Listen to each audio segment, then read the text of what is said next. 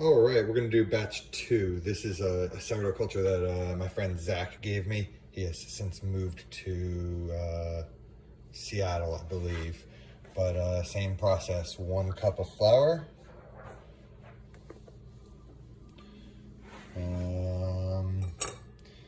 Then we're going to pour the sourdough culture in from the jar. These are gonna be, we'll see. I'm gonna make an attempt at making bagels. So sourdough bagels, so we'll see. I've never done this before, but the first part, feeding the sourdough culture, is gonna be the same. So dumping the culture in.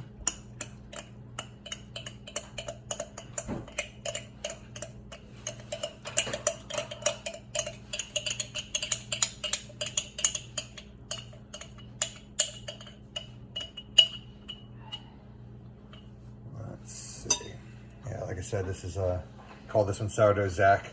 It's the sibling to Sourdough Jack from the bread. And so the last time I made sourdough with these cultures was 3 weeks ago. 3 weeks ago today, actually, I did this process. So that's pushing it a little bit. They're probably happier if you feed them every 2 weeks, but I've also let them go as long as 4 weeks, and they stay alive. So it's really, they're pretty forgiving cultures. They're pretty simple. Flour, water, yeast, bacteria. The yeast and the bacteria do their thing. They eat, they multiply, they make things taste really good. They produce gas, which is what helps create the rise, creates the bubbles. The gluten is the protein that helps create elasticity in the dough and hold things together, and that traps in the air bubbles, which is how you get that rise. So, oh yeah, this is standard bread. Like I think this is King Arthur. It might be gold. It might be, I can't remember what it is. It's just standard bread flour.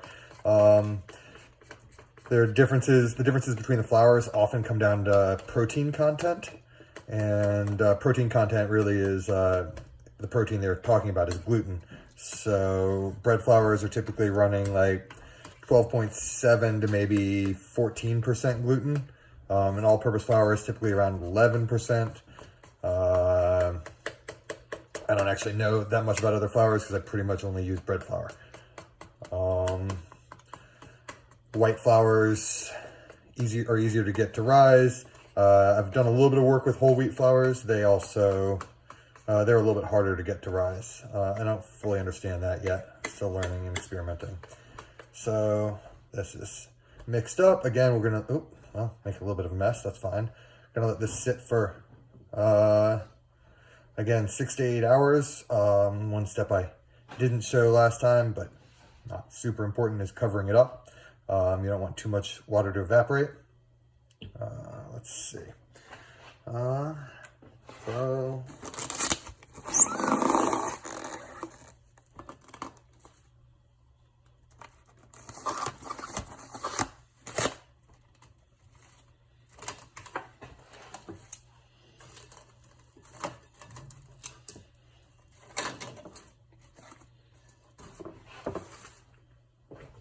I really like these bowls. These are Crate and Barrel bowls. I was able to pick them up. They're not super cheap, not super expensive. I think it was a $19 bowl.